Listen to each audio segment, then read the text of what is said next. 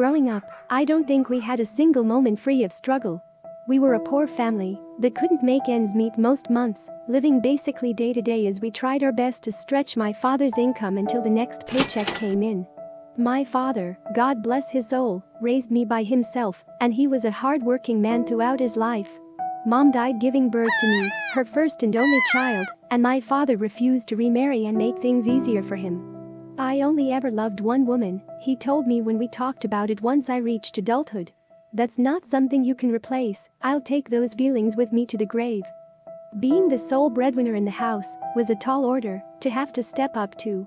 He was barely ever home, away for various jobs even during the weekends. In a sense, I sort of raised myself now that I think about it. But his absence never made me despise my father or grow distant towards him, quite the opposite in fact. It made the few precious moments we got to share mean even more to me. Some of those moments were during holidays like Easter or Christmas, when he didn't work. We lived out in the boonies in a small house that he inherited when Grandpa passed away, a cramped but comfortable place that was just the right size for the two of us. It was also close to the wilderness, so my father would go out hunting for meat every once in a while. Don't question me on his methods or the legality of his actions, I can't answer either. Truth is, I never knew or cared. All that mattered was that he filled the fridge and kept me fed without having to spend a dime from our already limited budget. I grew up mostly on venison and wild rabbit, pork and especially beef were a rarity. He tried to teach me from a young age to impart his knowledge onto me, but I wasn't an eager learner. I had no problem with eating cute forest critters, I just couldn't hunt them and kill them myself. But my father still tried, taking me out on a few hunting trips with him and our old dog. Charles, my father's companion into the wilderness, wasn't a pure breed of course. Just an old mutt that my father rescued from a shelter. But he was big and had a keen sense of smell despite his age, so he was a huge help in tracking down prey. The few times I saw him in action, I was impressed. One such instance comes to mind right away. The three of us, Charles, my father, and I, were out looking for a deer on a chilly autumn day. We found tracks and followed them until we spotted the deer, but my father missed the shot and scared it away. Charles ran after it when the deer bolted, and we ran after the dog to not lose him. He led us on a wild chase through the forest for a few minutes, but we finally caught up to him on the banks of a river that crisscrossed the trees. "What's he doing?" I asked my father when we saw Charles pacing back and forth on the edge of the whirling waters. "The deer probably jumped in and got swept by the current," my father answered. "The water washed away the scent trail, so Charles is confused." We followed the river downstream, and true enough, we found the deer's carcass. Charles strutted over to it victoriously, giving us a good laugh. We had venison steak for dinner that night, and my father made sure to give Charles a big, juicy cut for his troubles. Anyways, my story takes place in that home when I was about 8 years old. Despite our shaky financial situation, my father always tried to make the holiday season special for me. He could never afford fancy gifts, like Game Boys for example when those were hot, but his gestures never went unappreciated. We mostly painted eggs together for Easter or went out hiking before Christmas to find nice trees we could fell and bring home to decorate. But that particular Christmas hadn't gone down as planned. A few months beforehand, Dad fell ill, and his condition worsened until he was left bedridden. He didn't want to go see a doctor right away, saying that he only needed to rest, but he eventually relented. After a round of tests, the doctors told him the one thing that nobody wants to hear: he had pancreatic cancer, and it already started spreading to other organs. All cancers are nasty, ugly affairs, but the pancreatic kind is especially vile. It gives nearly no symptoms until it is too late to do something about it, and that was the case for my father. Even with treatment, the doctors said that his chances for survival were slim at best. But my father refused treatment, so they predicted his death to happen sometime around New Year's. The news devastated him, though he shielded me from them to the best of his ability. I only found out about it later, when I was older. As it stood, I only knew that he was sick. Being a young kid that thought of his father as a permanent part of their life, the thought that he might die never even occurred to me. But he deteriorated visibly each day, until a neighbor had to come over every so often to help him out with the most basic tasks. Why not someone from our family, you might ask? Simple, we had few living relatives, and the ones we did have were deadbeats, never giving a crap about us except when they needed to borrow money. They wouldn't have helped take care of a sick man, and they definitely wouldn't have taken me in after my father's passing. Listen, Nico, Dad told me one December evening, after calling me into his bedroom. I'll be very sick for a while, I might never get better. His voice was weak and raspy, and I could tell that he had difficulty getting those few words out. You will, I protested. Maybe, he relented. But until that happens, you'll need to go and live with someone else that can take care of you. I don't want to, I said, stomping my foot down. I know, he admitted, a few tears forming around his eyes. But you have to do it. For me, okay? I almost cried myself, though it was more out of frustration than anything else. I didn't understand the severity of our predicament back then. Turning around, I found the neighbor in the doorway, with tears in her eyes as well. She was an older lady living all by herself some 15 minutes away, the closest person to us out here. Her name was Daisy, and she'd always been kind to me, giving me homemade sweets and pocket money whenever me and Dad went over to help her out with small chores. She'd been the closest thing I had to a grandma growing up.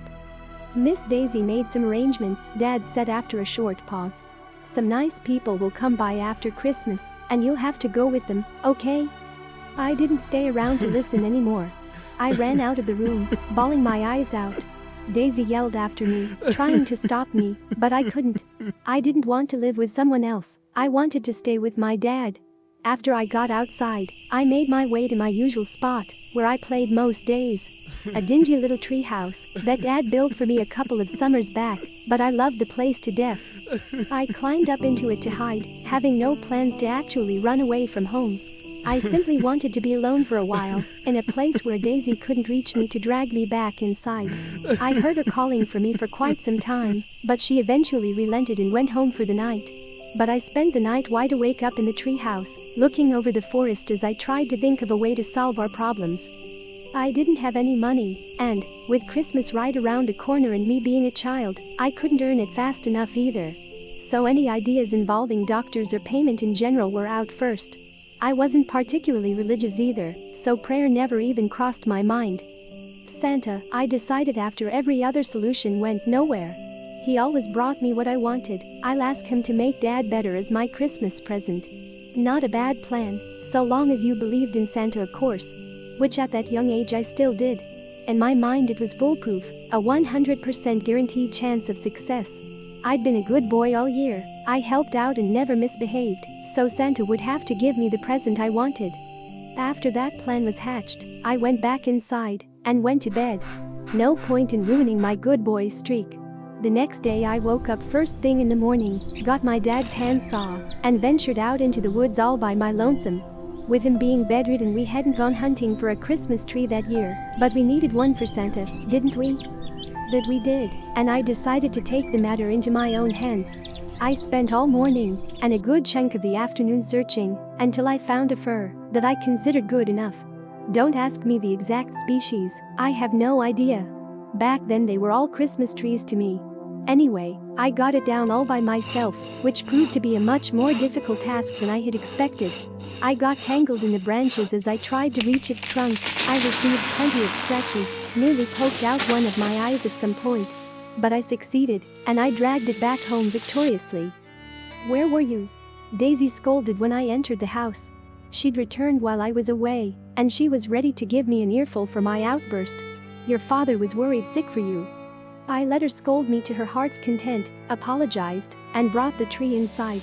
Dad was impressed with me, and he all but dragged himself out of bed to help me set up the tree.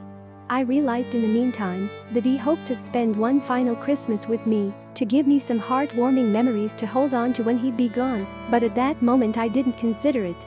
I simply had fun carrying out our usual Christmas routine. We didn't have much to hang on the branches, no fancy lights and candles and whatnot, just the same old tinsel and baubles that we reused ever since I could remember. But the tree still turned out stunning, and it was made even better for me by the fact that I went out and got it myself. I behaved after that, waiting for the days to pass one by one. Dad got visibly worse with each one, to the point where he needed to be spoon-fed and couldn't get up to use the bathroom. But I still held out hope, convinced that once Christmas came, Santa would give me my present. It felt like years waiting for the 24th to arrive, but it swung around eventually. I stayed up waiting, knowing full well that I wasn't supposed to do that. After all, Santa skipped houses if the kids inside didn't sleep. But I wanted to meet him and ask him my wish face to face, to make sure that it would come true. Evening came and passed, night settled outside, and I pretended to go to sleep after we ate dinner, and Daisy left. As soon as I was sure that Dad was asleep, I got up and made my way to the living room on my toes. With no place to really hide in the small room, I got behind a Christmas tree and waited. My hope was that the darkness would hide me for long enough until Santa came in. The only clock in the house was on the opposite wall, in full view but barely visible. I watched the seconds ticking away into minutes, seeing 10 p.m. turn to 11. It was quite the ordeal to stand and wait for that long, but I was determined. I nearly fell asleep at one point, but 11:59 rolled around, and that sobered me up real good.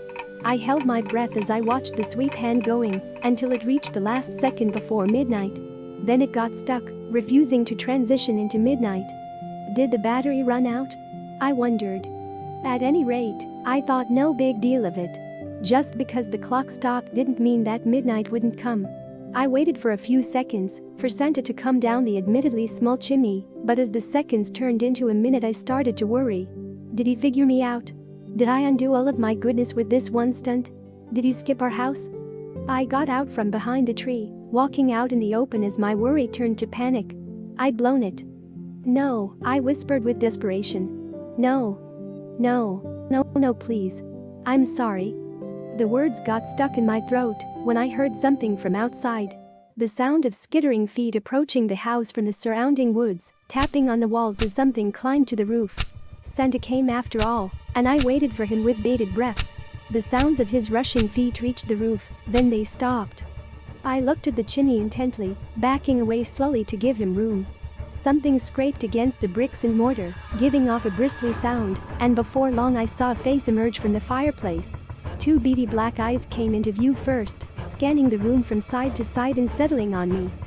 The rest of his head followed, looking like silly putty being forced through a tube. My wonder turned to terror as he advanced little by little, revealing a thin, centipede-like body with many small legs. After it was done, and he was fully in the room with me, he stared at me for what felt like hours.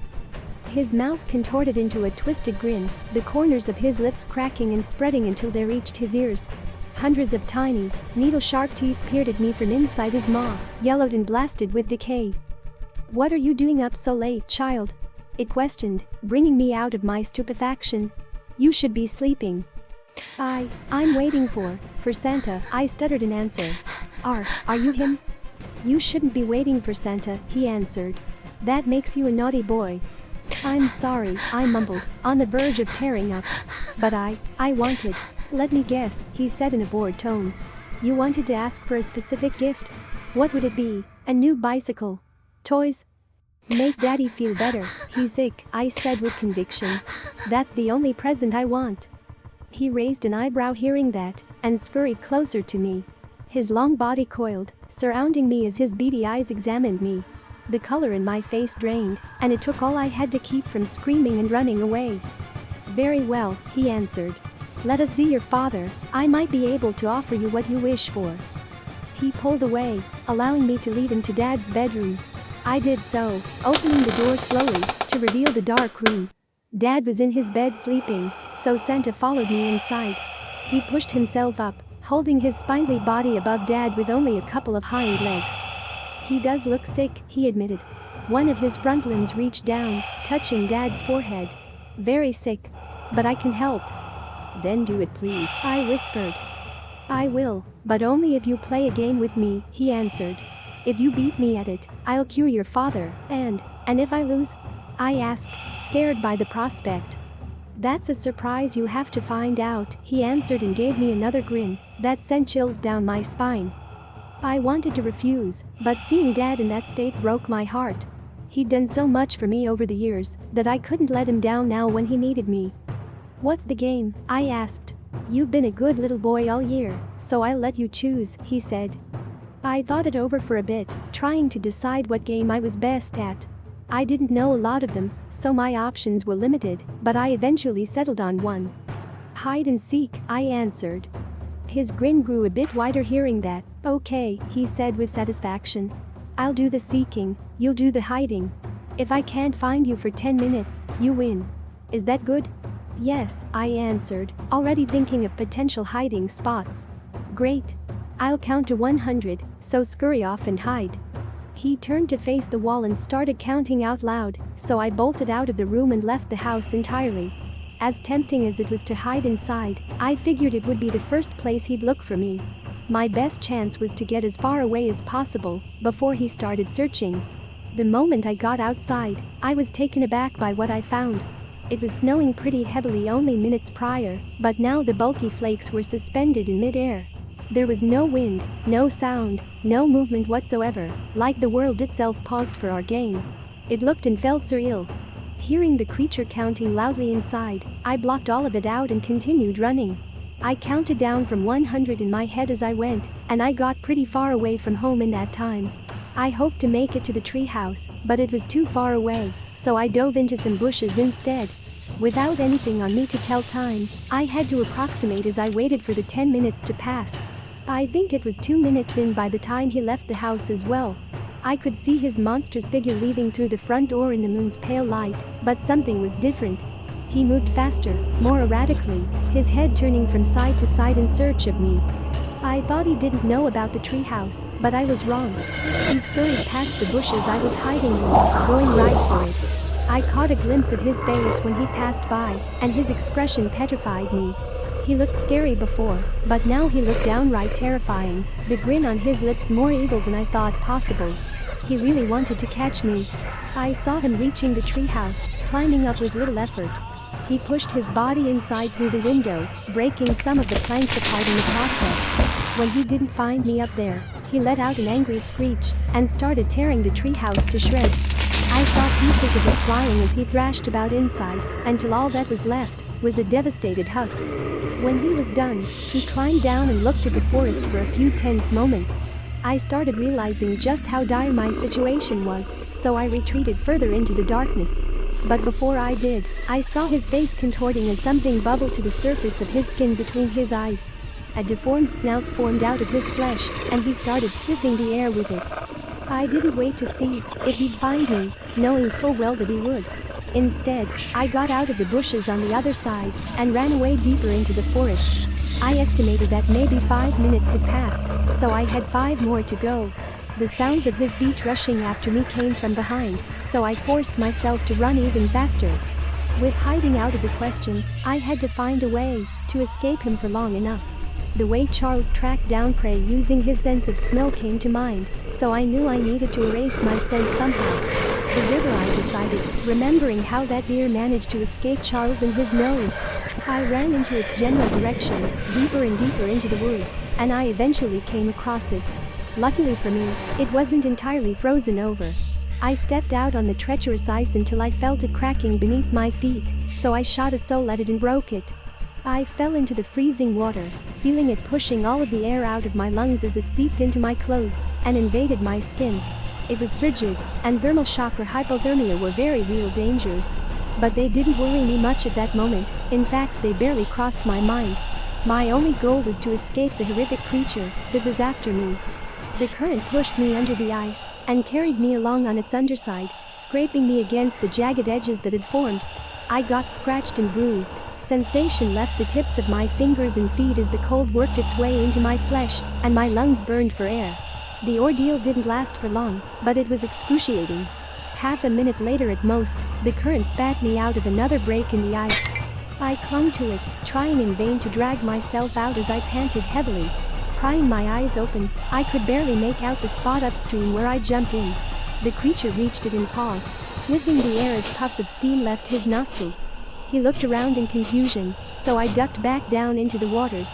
Despite the heavy price I paid, my plan worked. Coming back up to the surface, I saw him crossing the river and continuing deeper into the woods. As the few minutes left of our game passed, I just waited, holding on for dear life. Worry finally overtook me as the dire nature of my situation set in. I would win, but I would freeze to death in the process, as I didn't have the strength to pull myself out of the river. And even if I did get out, I'd die on my way home to exposure. Wet to the bone as I was, and with the temperature outside well into the negatives, the air itself would do me in. I was starting to slip away into unconsciousness when I noticed the snowflakes begin to fall to the ground again. That was a clear signal that the game was over, so I started screaming, "Help! Please, help!" My voice, although weak, carried far and wide through the night.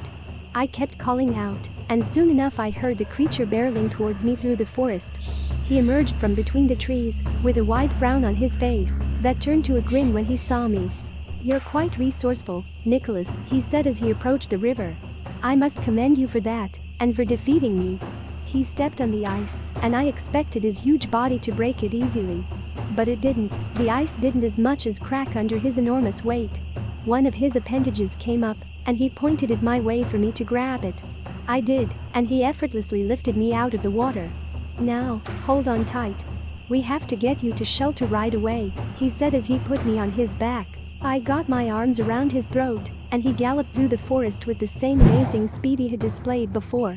If not for the circumstances I was in, I might have enjoyed the bumpy, fast-paced ride. In no time at all, we were back home, and I went inside to change and warm up. "You'll get a nasty cold tomorrow, but you will live," he told me. "And your father will as well. You won, so I will see to my end of our agreement." He went to Dad's room with me in tow, and he placed his creepy feet along Dad's sleeping form. Color gradually returned to Dad's skin, and he drew in a deep inhale, but he didn't wake up. "There, I have upheld my promise," he said and turned to leave the room. "See you next year, Nicholas, and remember to be a good boy." He then left through the chimney, and I heard him scurrying off back into the forest. True to his word, my father woke up the next morning in perfect health, to everyone's utter shock except my own. "I asked Santa to make you better as my gift," I explained to him and Daisy. I tried to tell them more, to go into detail, but I couldn't. And I don't mean that in a corny, "oh, I didn't want them to worry" way. I literally couldn't. The words wouldn't travel up my throat, no matter how hard I tried to push them out. My father nodded, and a few tears escaped his eyes. Tears of happiness, I thought at the time, but now I'm having doubts. That Christmas was the happiest one in my life, and getting to spend it with my father made me forget my ordeal. Later checkups with the doctors revealed that any trace of cancer was gone from his body, like it was never even there. They questioned him, of course, but that got them nowhere. So they called it a miraculous recovery, and left it at that. But my story doesn't end there, unfortunately. For the creature kept its other promise as well, returning year after year on Christmas Eve for us to play again. Just as the first time, it allowed me to choose, and I chose every game under the sun over the years. I'd research and practice them the whole year beforehand, and I never picked games based on luck, just ones based on skill. That allowed me to remain one step ahead and win each and every time, much to the creature's surprise. My father lived a long and healthy life, but he died in the summer of 2020 at 72. I myself am 43 years old, going on 44, and we maintained a close relationship throughout the years. His death was devastating to me, but I found solace in the fact that I delayed it all of those decades ago. But then something else happened, and on the Christmas Eve of 2020, I finally lost my first game with the creature. He grinned widely like he'd done back when he chased me, and I prepared myself to be dragged off to some horrible fate. Instead, he left without saying a word. I don't know if you return again this Christmas, but truth be told I might not live to see the 24th. A couple of months ago, I fell ill just like my dad had. I made appointments and got checked out, and my worst fear was realized. I was diagnosed with the same cancer that the creature got rid of in my father. Ever since, I've spent my time in and out of chemotherapy as I slowly deteriorated. Even though money is no longer a problem and medical knowledge has advanced so far, I'm still beyond saving. I'm lying on my deathbed now as I write this out, counting the moments, unsure how many of them I have left. But I'm not scared for myself, no. You see, I have a loving wife by my side and 2 young kids of my own, 2 brothers of 7 and 9 years old respectively. 2 amazing yet naive kids that I love like nothing else in this world, and who are as pained to see me in this condition as I was to see my father. So yes, the creature might return this Christmas to play once more, but I worry that this time I won't be one of the players. I've tried talking to my wife and sons about it, but it's just like all of those years ago, the words about the creature won't come out of me. My only hope now is that I'll be 6 feet under come the 24th of December, so that my sins won't be passed down to my sons like they've been passed down to me by my father. I'd gladly take death over waking up healthy on Christmas morning.